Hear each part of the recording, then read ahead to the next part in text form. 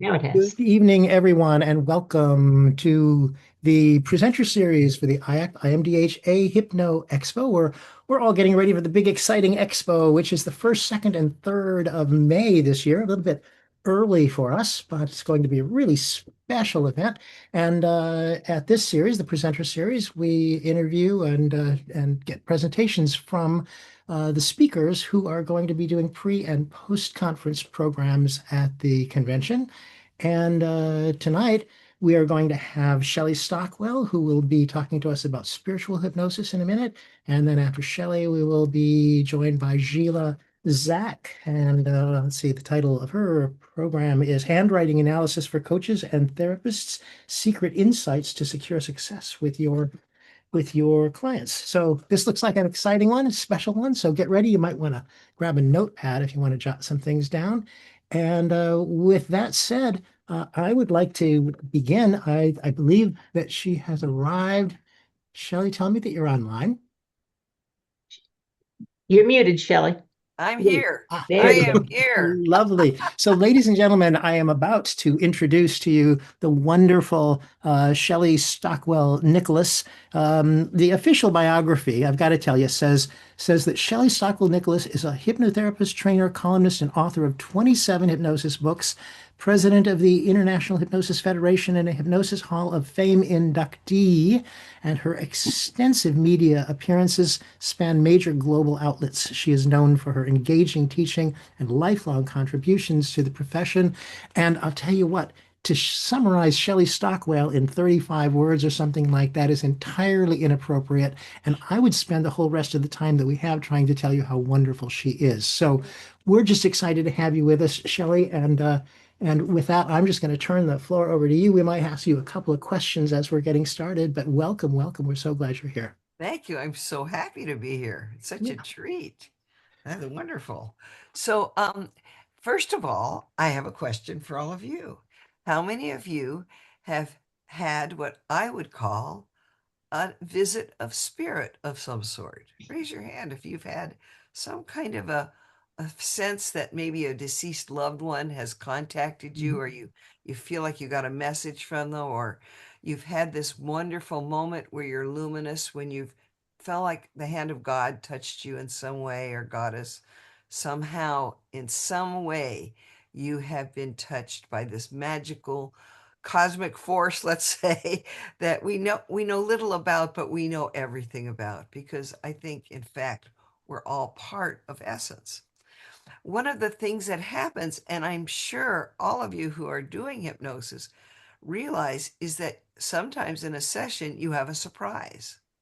Somebody, your client, your friend, um, your um, your group, has an enlightenment experience, and that's often called Kundalini rising, or it's the experience of being awakened to spirit. So, with the next question I have, how many of you feel like you had this luminous experience when you awakened to spirit in some way? Raise your hand if you've had that happen. Yeah, I think all of you have. So that's really the essence of the work. And I came to realize that early on, when I would hypnotize somebody and they would speak in a way that was slightly different, more, perhaps more pure of their essence, their essential self, or from a voice that came from you and me, from spirit. And when that voice came through, whether it be called trance channeling, mediumship, or whether it was just simply a message from the other side, when that happens to someone, the room is filled with light. And I can't explain it. It's almost like emotional, it's almost like energetic.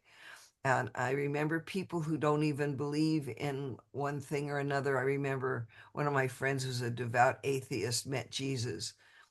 He just had this huge enlightenment experience. And he kind of he wasn't a religious man at all. And yet he had this profound being touched by spirit in that way. Other people will have different enlightenment experiences. And so, what my agenda is for the 2 day post conference class is to give everyone who's in attendance the experience firsthand of who were they before they were themselves. Where did they come from? And then maybe where do you go after you leave here? And I know we've been taught it in many different disciplines, but the beauty is to firsthand acknowledge and experience it your way. And that becomes a beautiful transition. Now, I'm sure because we're all advancing in age, many of you have had to help somebody cross over to the other side. Having them become aware of that other side is incredibly nourishing for them as they transcend or as they ascend or whatever. Orman McGill used to say, death is just like you wear a suit called your body. And then at the end of your life, you stand before a door and you just drop the suit. No more body. And you enter the door and you ascend. That's how he described it. But every person describes it in their own very special way. So I thought it would be fun for us to have a little journey here during our time together and maybe explore this part of you that is so magical and so wonderful in a very simple way as a kind of chain of thought, a chain of ideas. But Michael said you had questions for me first, so maybe I should start with your question first, or am I doing okay? Oh no, you're doing fine. I just said if anybody, I think when you came in, I was talking about when to open their microphone and when not to. And I just said if they had questions for you, of Oh, course, they could do that. And whenever you tell them to. okay, sure, sure, Yeah, sure. yeah, Okay, so are you all game for just a little journey into your essence? A very simple way to get there. sure. Take a deep breath, hold it for a minute, and then let it out with a nice ha. That reminds you that you're alive because you couldn't be breathing if you were keeled over. So let's try it one more time. Ha. When you let out that nice sound, you're bringing in the vagal nerve to relax, just to take it easy. Now think of something that is very meaningful to you. Could be anything. Could be a deceased loved one. It could be the miracle of your birth. It could be your essence, whatever, something that is meaningful to you regarding yourself. And from the point of view of your brain, think about this meaningful thing. Maybe it's a defining moment. And let your brain like embrace this moment that's precious to you. I mean, I'm thinking about the birth of my son. That was a precious moment. And I find it miraculous to have a baby. And I'm sure all of you have had that experience in some way with children. Now you've checked in with part one of yourself, your brain. Take a deep breath again. Check in with your heart. Notice what your heart thinks about this prime moment, this defining moment, perhaps, or this awakened moment for you. That too is a beautiful experience. Now we're going to go a little deeper. Let's go into the gut, the core. Hypnotists call this your abdominal brain. Breathe to your gut. This is your emotional place. And so allow this head, heart, and now emotion to embrace this thought, this moment in time that was precious to you. That's right. That's good. You're connecting three viewpoints, parts therapy, let's say, the mind, the heart, the gut. Now let's be incredibly brave and sit up straight and call in your wise beyond wise higher self, your all-knowing self, your wise mind self. I call that my all-knowing self because that's the part of me that likes me to understand things from a higher perspective, from a different viewpoint. So breathe now and imagine that you have this higher self that is aligning your mind, your heart, and your gut. And allow yourself again to think without thoughts or with thoughts of that experience, of that defining, wonderful moment of expansion or awareness or understanding. And understand it now from a higher perspective, the wise inner guidance. That's right. And just relax. Take it easy. Your eyelids can be open or closed, but closed is better because it gives you a chance to go in. And now we're going to kick it up a notch. Let's imagine together, but in your way, that higher than your higher self, your wise mind, is a part of you that is guided by a celestial energy, the one that you identify with, feel connected to, and honor as a spiritual place for you or a natural place for you. And imagine that in some ways you're like a puppet on a string hanging from the wisest of wise, the energy, the miracle that brought you here. And ask your mind and your heart and your gut and your higher self to take in the wisdom of this divine, higher, ascended self, the guidance that is there for you every single breath you take, perhaps the creator of your very being. And just relax. And let this flow of energy from guidance to higher self, to mind, to heart, to gut, be in unison, in harmony, in flow. And then ask yourself this question: what is my life's purpose? What did I come here to do, to learn, to know, or to teach? And what does this rich moment of time that I chose, how does that reflect my core, my essence, and my purpose? And just breathe it in and breathe it out and become aware of you. Because in the history of the world, there's not another you.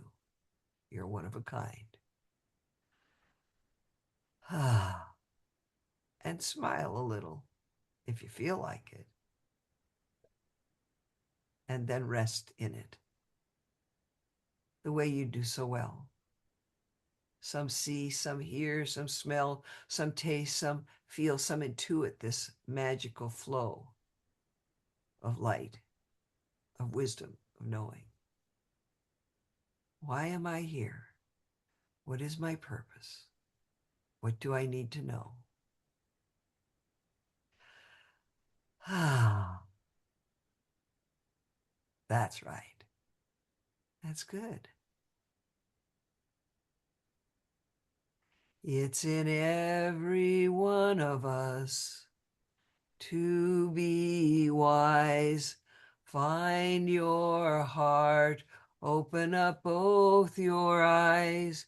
We can all know everything without ever knowing why.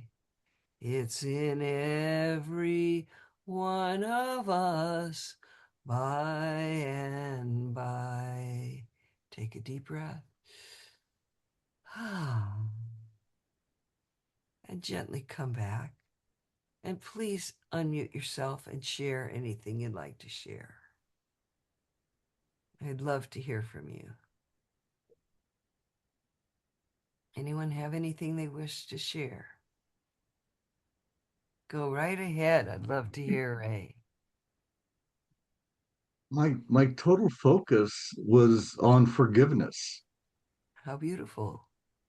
And it wasn't a specific situation or a specific event, but it's just overall forgiveness of people that I've known, that I know now. And that's where my focus went. How very beautiful. How does that sit with you right now? It sits really well. It's lightened my heart, my chest, and it is something that I do need to um I guess get better at is forgiveness. It's a beautiful thing you shared. Thank you. I want to tell you a story. I used to take groups of people to Egypt, and we used to rent the pyramid. And I once had, and we rented the pyramid for 3 hours just for our group, right? We had to bribe somebody to do that. But anyway, I'm laying in the sarcophagus in the king's chamber of the Great Pyramid of Cheops, and I literally had the experience of dying, Shelley dying, and my life flashed before me, and I had to ask for forgiveness for any time I was clumsy or hurt someone. And it was profoundly relieving. I cannot explain it. There were little tragedies, and it just happened in that fast. It happened so fast. And then in the sarcophagus was a young man who handed me a crystal and said, "Put this on your forehead," and I did it immediately. I went into this bliss state. So for me, that was my experience of death. And when they say your life passes before your eyes, that's what happened to me. Anyone else want to share? Love to hear from you. Yes, Yvonne. Yes, I really enjoyed the heart, mind, and stomach connection. That was really neat to do that. And when you mentioned about the celestial, I immediately just saw the archangels around me. And it was the most beautiful thing to have Michael and Raphael and Metatron and all those just kind of surrounding me in that moment. So thank you for that experience. Oh, you're welcome. Isn't it beautiful? It's such an uplifting thing to be met by your guidance. The reason I started the International Hypnosis Federation with Orman McGill was because we felt that hypnosis left spirit out of the picture very often. We're always focused on mind and body, but that we're like we're a holistic being. We came here as a miracle from this beautiful, unknown, sacred place or thing or vibration, whatever. But thank you for sharing that. When you start connecting with your angels, a lot of people become what we call trance channels or mediums. That's one of the things we'll be doing in the class. We'll be exploring mediumship and how to help your clients get the bliss of who they are in this holistic way. Anybody else want to share Shelley, any? Oh, Shelley, Shelley, I need to Norma interrupt you is for a just second. ecstatic. Pardon me. There are two people with their hands up. So you've got a couple of questions and you've got 8 minutes left. So I want to make sure you get a chance before our next speaker to say anything that you want to get said in here. Okay, so who's next, Norma? Okay, 8 minutes. I'm going to try to keep this small.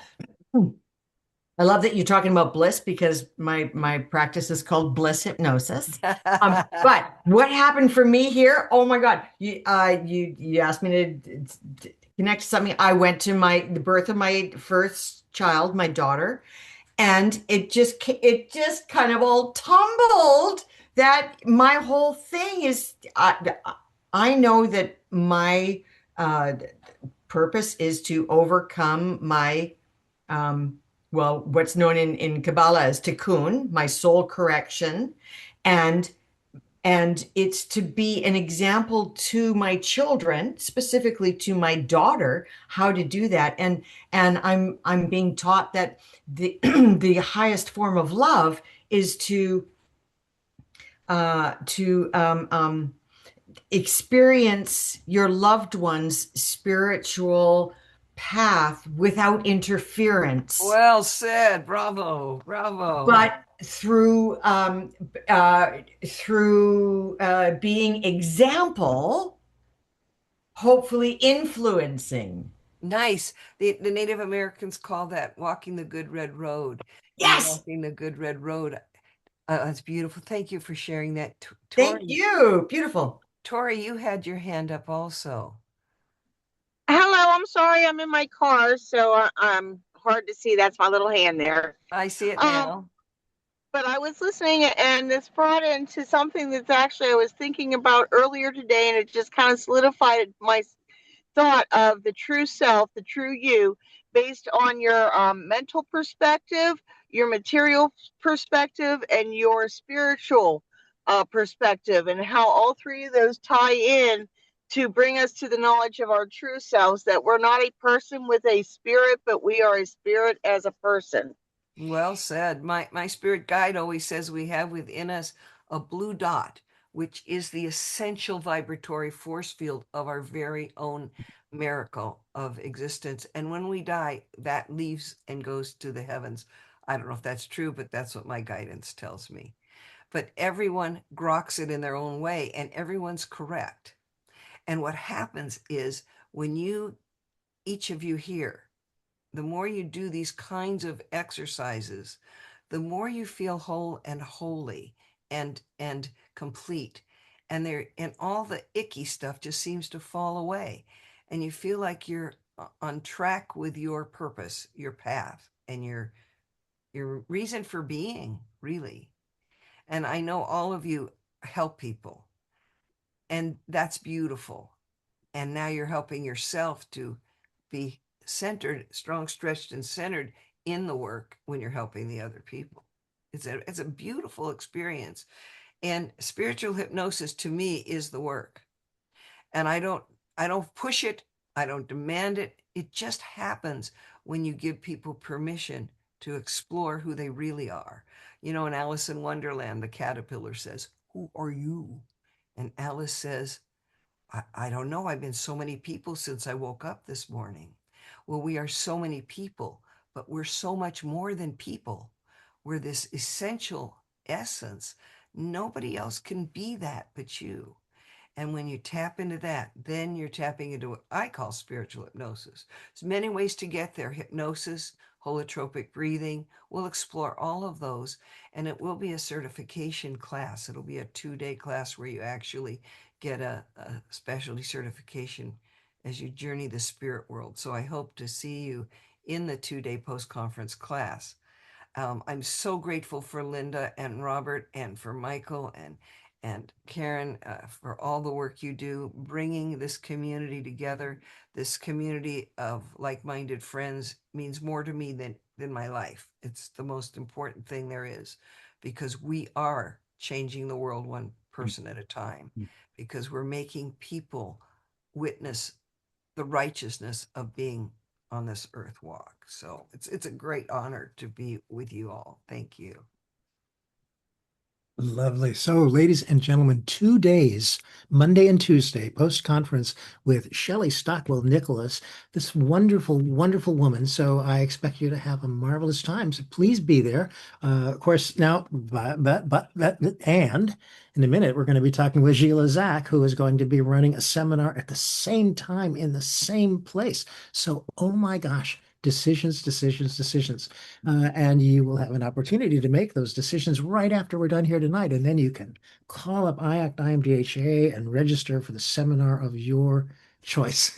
But well, we're hoping you'll come to it. Shelley, I love your work. I think you know that. And I so looking forward to seeing you at the conference, and everybody, if you have an interest in spiritual hypnosis, Shelley Stockwell is the lady to talk to. So Thanks, Michael. yeah, you betcha. So I'm going to turn it over to my co-host, the lovely Karen Ann, because she's got some introducing to do. And yeah, Absolutely. I am thrilled to introduce Gila Zak to you. Now, if you've attended Galaxy of the Stars or other conferences, you may already know Gila, but if you don't, I got to tell you, she's a friend of mine. I love her, and let me get official about it.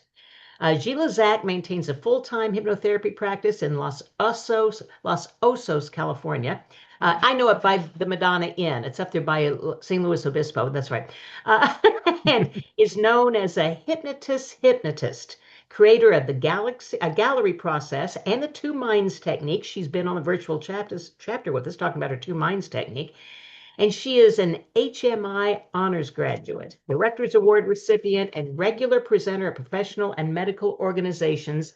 And she will be teaching hypnotists and coaches all about handwriting analysis and what that can let you know about your client even ahead of time. Gila, I'm going to turn it over to you for just a moment, but I got to ask you a question if you don't mind.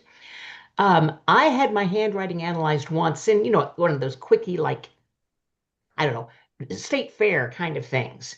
And the way I make my H is kind of like this. And I was told that's a homicidal tendency. As far as I know, I don't have any homicidal tendencies. But what does that sharp backslash mean? Does that mean I'm going to kill somebody? There are people on my list, and if murder were legal for a day, I might have people to check out. But does that indicate I'm a homicidal maniac? No, it doesn't. Specifically, we're going to get into some details about that, Karen, and you're going to be able to suss out why you are not a homicidal maniac. Thank you so much. Yeah. Sheila's doing 2 days after the conference, and it's going to be a great time. Let us know what we're going to learn. Okay. Well, thank you all for having me. It's such an honor and privilege to have so many of you show up. So thank you. Some faces are familiar and some are brand new. So thank you for coming and exploring what graphology or handwriting analysis can do for you as a therapist or a coach.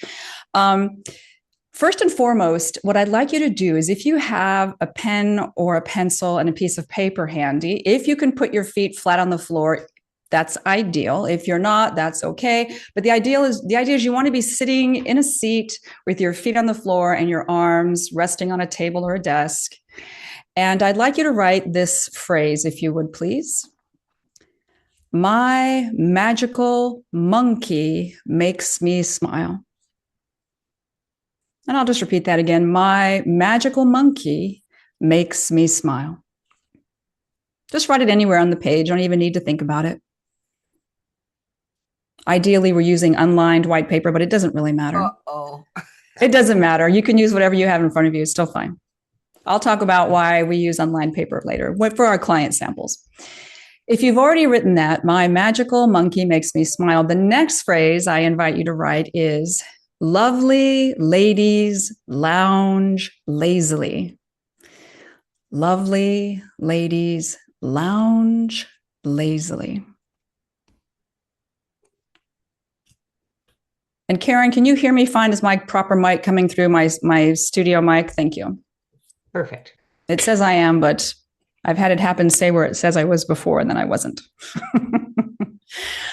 All right. So the reason that I introduce these two phrases is because I invite every client to bring me a handwriting sample to their first session. And what I will do is I say, I would like you to take unlined white paper and write as much or as little as you feel inclined to about what you would like to resolve with hypnotherapy. And then put your signature on it somewhere. So go ahead and put your signature somewhere on the page as well. And what this does is when we think of what graphology can be, and handwriting analysis and graphology, today they've kind of become ubiquitous, but true handwriting analysis is what's used in a forensic context. So we're talking about, law enforcement, perjury. Did this person really write this instrument before us? Whereas graphology is more the study of handwriting form and shape and what that could possibly express to us. So I just use handwriting analysis because it's what most people seem to be thinking about these days, but just know that there's a bit of a nuance between the two. So when a client brings a sample to me, it's going to do a few things. It's going to give me an instant, and we all know how to do instant inductions, right? But it gives us an instant snapshot into things that they might not disclose. It gives us insight into their personality traits, tendencies, their unconscious motivations, drives, and behaviors. And so, Karen, if I have seen a sample or two across my desk in over 13 years, 1,700 people, where there were people who had tendencies for cruelty, people who had tendencies to be very malevolent. But here's what I want you to know. Handwriting is never good or bad, right or wrong. It's information. And we're always trying to confirm or negate what we see. So if I see an H like yours, that tells me that you have a tendency to show up in the world in a balanced way, but you're going to bring it back to yourself. Or maybe you're bringing it back to yourself for your survival needs, your emotional needs, but your primary desire is to bring the way that you show up in the balanced way, bringing it back to yourself. And if we see a really sharp arc like that, that can be seen as a sad face or a whip. So I know Karen to have a whip smart tongue. So we could say that maybe you don't have a homicidal mind, but you do have some homicidal language at times that could slay somebody and knock them right off their socks. So I'll take that. Thank you. So that being said, once the client brings me the sample, not only can I see how they are showing up in the world, what the world looks like and feels like to them, it also gives me a script. And how many people are new to hypnosis? And I use scripts in the beginning because I was taught really well how to hypnotize people. I was taught really well how to deal with abreactions, how to deal with all the clinical stuff out there. But you still find yourself, what do I say? We know what we could say and should say, but until we kind of really build those hypnotist vocabulary and language, scripts can be helpful. But they're just, we all know that they're kind of the training wheels for the first few sessions until we can let it catch our groove. But if your client is always bringing you the script, how brilliant is that? Because now I have all of my intake notes. Let me cover this person's name. Now I have all my intake notes using their own language that I can now reflect back to them, which you all do. But you also have subtle cues in the way that they make their letters, their size, their pressure, their shape, their form, that will indicate to you the intensity of what they're feeling, when and how it shows up. So that being said, we're looking to confirm or negate traits. And I like to think of ourselves as unconscious behaviorists first and hypnotists second. And hypnotism is just a tool that we reteach people how to use, right? Because they're putting themselves into trances all day long. But if we are truly unconscious behaviorists, wouldn't it behoove us to learn an unconscious body language that is handwriting? Because as I see Norma like this, I think, oh, she must be interested and intrigued. She's maybe leaning in. She is looking to support her position as she stares at me, looks at me, listens to me, to see if what I'm saying is supportive to her. So we could use, I've trained with Dale, this metaphors of movement stuff. Once you start learning that, it just gets in your brain. But the idea being is that the handwriting itself becomes another way to really see what the client is telling you.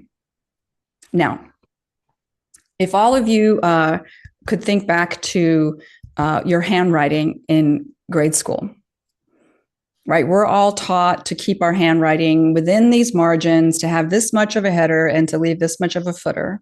We're taught to make our letters a specific size and shape and all of that. And as we start to individuate and grow into our identities right around puberty, we're going to try on other styles. I know I used to copy someone else's handwriting.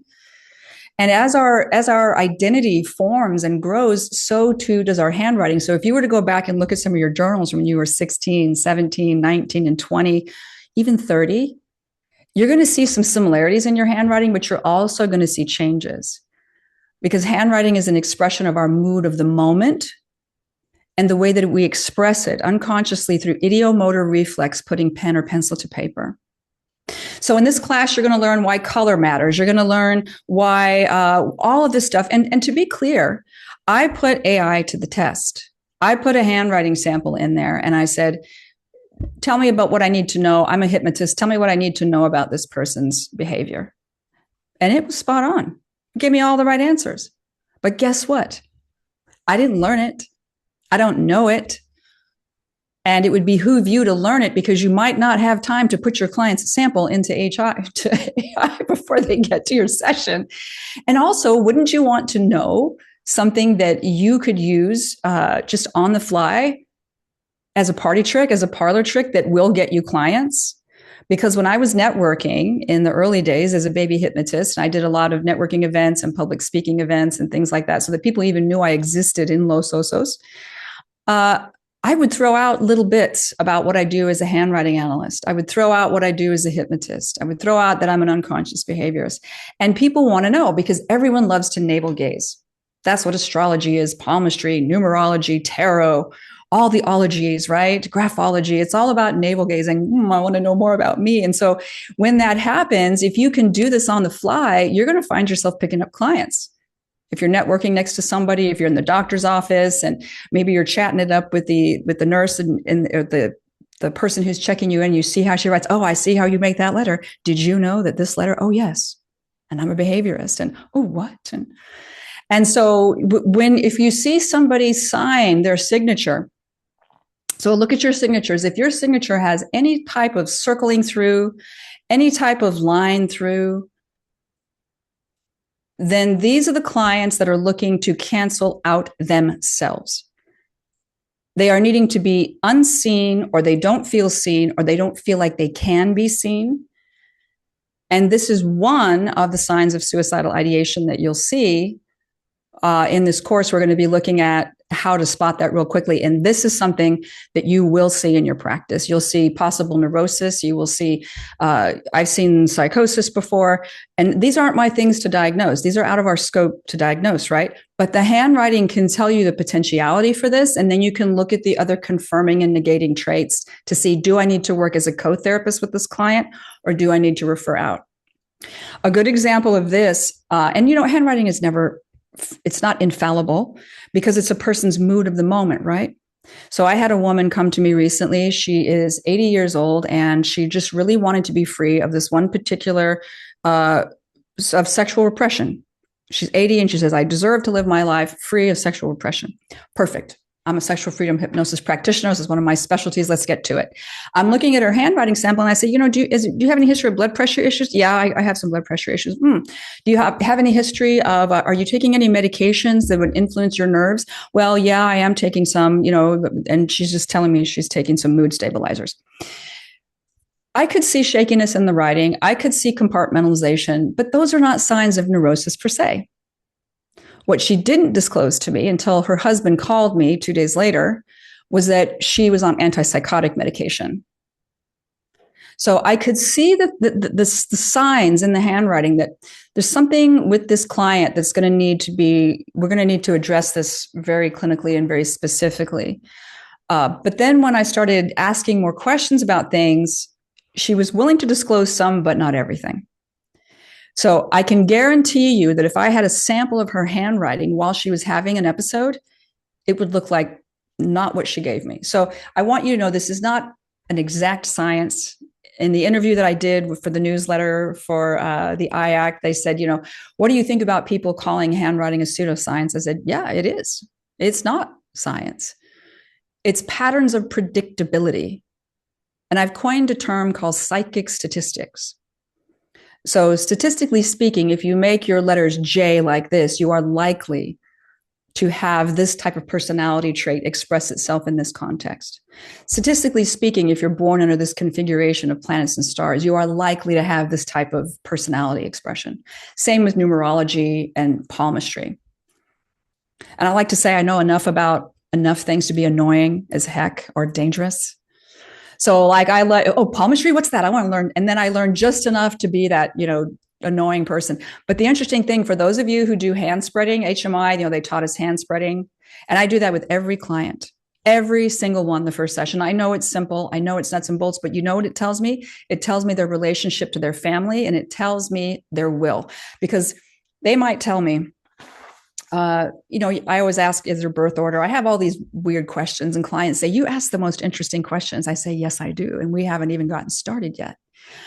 But when I ask certain questions and then I see that they're doing a hand spreading and their pinky goes all the way out first, and then their other fingers, but that pinky is going farther away than any other finger, the pinky statistically will tell us what the client's role is in the family, the way that they feel towards being in the family.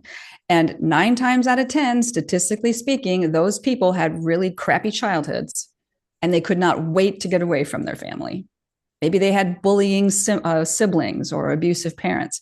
So if any of you do finger spreading and then you see that someone's thumb goes really far back and bends, that's going to tell us that they tend to express their will very strongly. So handwriting is just another way to get what I call psychic statistics. So let's take a look at your samples here. The My Magical Monkey makes me smile. And Shelley, I know you went, did you train at HMI or did you teach there? I can't remember, or both. I never trained there, but they show everybody my videos. Okay. With your permission, I hope. Oh yeah, they had me come in and teach there, and then they videotape me and they share it. Okay, great. Because I know that when I was doing my course, I saw some of them, and then when I met you, I'm like, yeah. So at any rate, at HMI, John Kappas was all about using handwriting analysis to confirm suggestibility. And there's two types of suggestibility. The type that the baseline suggestibility, which is how you take information in, is it direct and literal, inferential, and how you express yourself outward, which is what he called your sexual suggestibility or your personality. And handwriting is going to show us both. And that's why I have these two samples, because sometimes a client will forget to bring their sample in. No worries. I have them write these two lines. And there's two others that you're going to get in the course that you can get as far as how to assess their suggestibility and sexuality. So the My Magical Monkey Makes Me Smile, the way that you make your lowercase m's is going to indicate what type of suggestibility you will have, whether it will be more physical, body-centric, kinesthetic, that you live through your body and you process mostly direct and literally. Or if your humps are really close together, pointed and tight, there's not a lot of space between, they look like a king or queen's crown, that is going to be someone who has a tendency for more emotional or intellectual suggestibility. They're leading with their head. They're much more rational. They're usually likely to overthink or even ruminate. If the humps are equally spaced and really rounded, that is somnambulism. So when we think of these lower, well, this is why My Magical Monkey Makes Me Smile, we get to see those M's in a consistent train of expression, because sometimes people were like, if I say write as much or little as you want to, that first and foremost, excuse me, I've been talking all day. First and foremost tells me, are they going to be a physical sexual or an emotional sexual? Are they going to be a shutdown physical? Somebody who really wants to speak, because what we know about physical sexuals is, we talked a little bit about this, and I think one of the the things we did with Galaxy of the Stars is that they want to talk and express themselves. So that's going to be the next line that we talk about with the other one. But with the M's, that's going to tell you someone's suggestibility. So it's going to help you really know who you're hypnotizing, because one of the things I see, especially with newer hypnotists, is that they're not really, sometimes, I shouldn't say always see, I sometimes see that they're not taking the time to really assess who's in front of them. Because I've been hypnotized by 14 different people, a few of which you will all know. And not a single one of them assessed my suggestibility before the session. They don't know that I'm an emotional, intellectual processor. They don't know that I do not take direct suggestion pretty much at all. And they were all giving, for them, almost all of them were giving me direct suggestion. And it just didn't work. So if you know who you're working with, because we're all taught permissive, we're all taught maternal and paternal, we're taught direct. But if you had an instant insight into how to most ideally hypnotize your client, this is chef's kiss, baby, right? That's going to give you this instant access. So let's look at now that second phrase, which is the lovely ladies lounge lazily. Here I am looking for the letter L and the letter Y. So if the letter L is in printing, we're going to see it's generally just a stick. If it's in cursive, we're going to see a loop. And if it's a loop, it's going to be a narrow loop or a big or a wide loop. How high does that loop go? Does it have a little point, a little hesitation, a little kind of like barb at the top?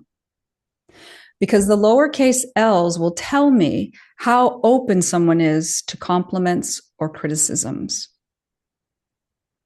The lowercase y is going to tell me what their sexual personality is, how they show up in the world sexually. And I mean for work, for gardening, for sex, for parenting. It's just the way that we bring our vital life force energy into the world. So if the Y's are really long and loopy, that tells me that that person, depending upon how long it is and how loopy it is, that tells me that they live through their bodies. They tend to need more physical affection, attention, proximity to their partner, closeness, touch, eye contacts, validation, and sex. If the Y goes down and it doesn't come all the way back up through the baseline, it kind of cuts off, that could be somebody who is what we call a shutdown physical. They've been rejected so many times, they've had these relationship problems, and maybe they've been fired, who knows? But I'm going to look for confirming and negating traits to let me see, are they a shutdown physical or are they an emosexual? What are they? If I see that the loop comes down and they bring it all the way through, but the spacing between the loop is very narrow, that is probably someone who either for their work,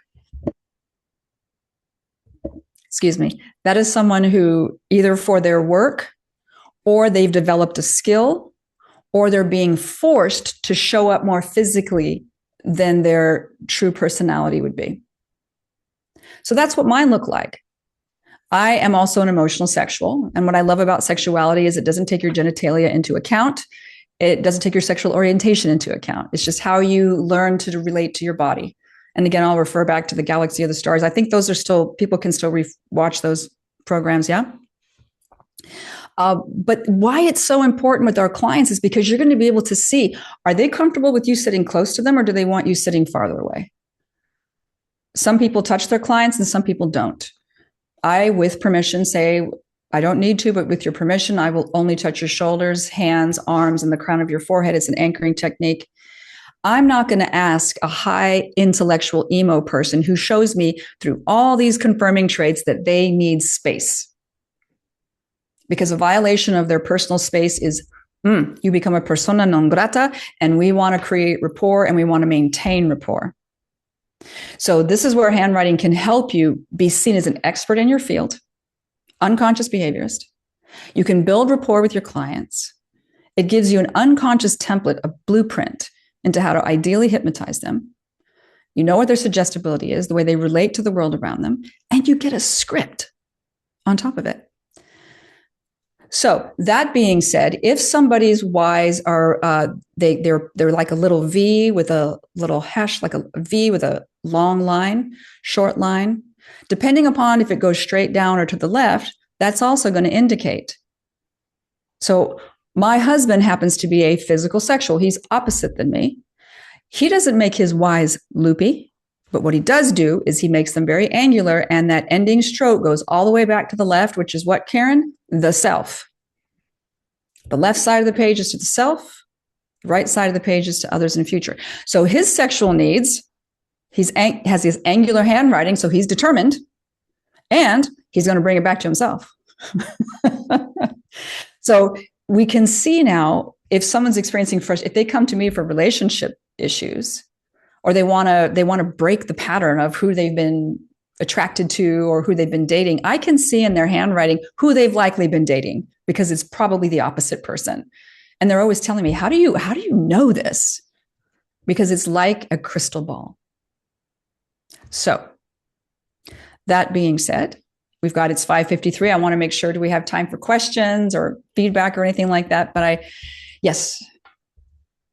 Is there a difference between printers and writers, left-handies who were trained to be right-handies? So the first part of your question, is there a difference between printing and cursive? Yes. Printing will come about as a result of vocation. So law enforcement, military, architects, engineers, people who are required to have really clear, concise handwriting. Other times, if that's not the case, these are people that don't really need or want people to see their emotional self right up front.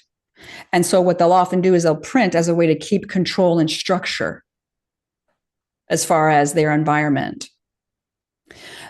Cursive is going to give us a more fluid expression of the person's emotional state. And sometimes you'll get clients that say, I most often print, I sometimes cursive, it's really messy. I go, handwriting's never right around, just give me a sample of both. Now, when it comes to left and right hand, no, you cannot tell if someone's left or right-handed. You cannot tell if they're male, female, or anything in the spectrum of human sexual expression. You can see certain traits for either deviant sexual behavior or homosexuality. But again, we're looking to confirm and negate. When I say deviant sexual behavior, that means it comes with cruelty. It comes with sadism, things like that. I asked the question because I was a lefty forced to be a righty. Yeah, no. You can't tell the difference. Slant is still going to be upright to the left or to the right. My stepfather is a lefty, and he turns his hand all the way around like this to write, and it still slants to the right. So, good question. Any other questions? Norma's got a question. She's got her hand up. Oh, yes.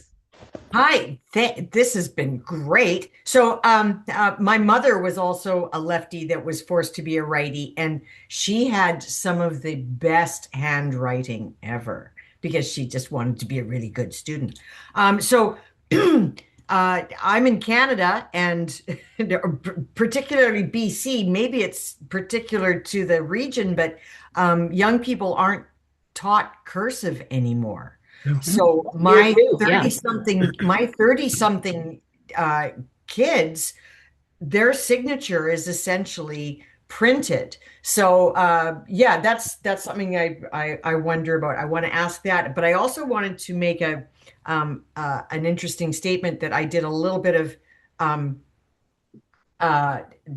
handwriting analysis stuff with Mike Mandel, and started doing certain things with my signature and certain things with my loops that were supposed to encourage more self-confidence. And you know what? It's worked. So there you go. Great. And a couple things. Yes, they are implementing handwriting back into a lot of the school curriculums because they're realizing that children were falling behind on their fine motor development with a lack of handwriting. We're also seeing that, yes, it's a chicken and the egg situation. You know, they wrote that book, Change Your Handwriting, Change Your Life, because the subconscious mind is expressing itself through idiomatic response, which is handwriting. So yes, the thing about my course is that this is specific to how you work with clients, because you can buy any number of books out there that will tell you how to analyze handwriting.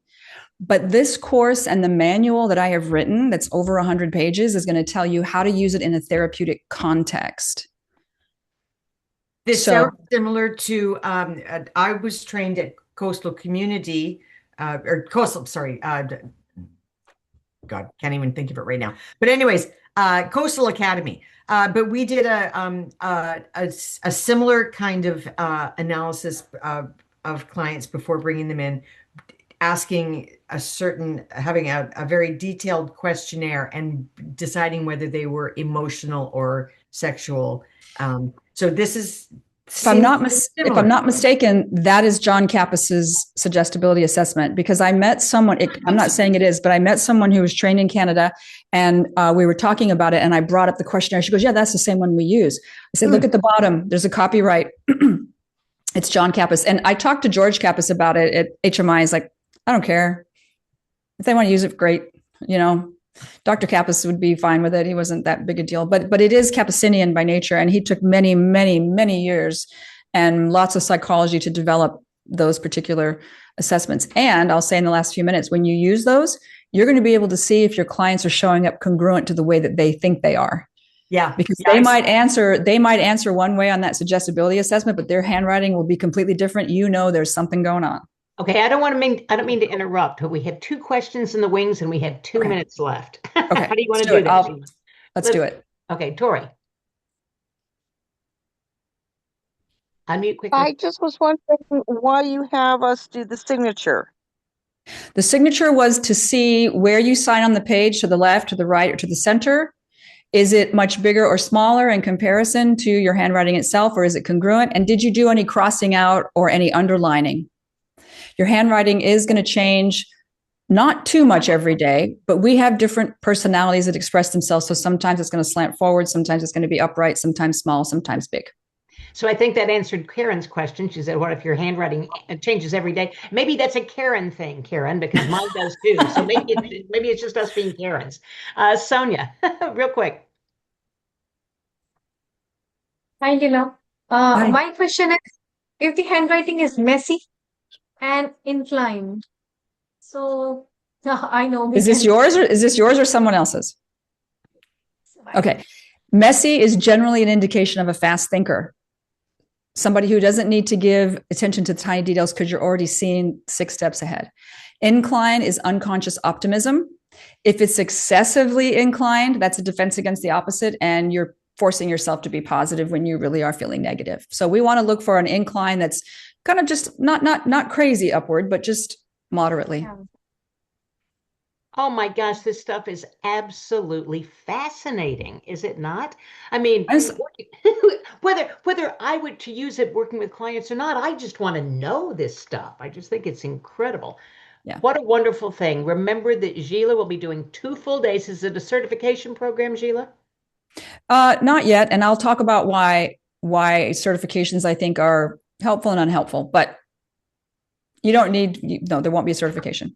Okay, but it will be information that you can take back and use in your office the very Absolutely. next day. So you've got 2 difficult choices to make, both excellent post-conference choices, and there are other ones going on too. We'll come back next week with 2 more presenters to let you know even more. Patty and Eric are here tonight. They'll be back next week, and so you got to join us each week to find out what's going on. But make your decisions quickly because you're going to have to make travel plans and stay late. Come early and stay late.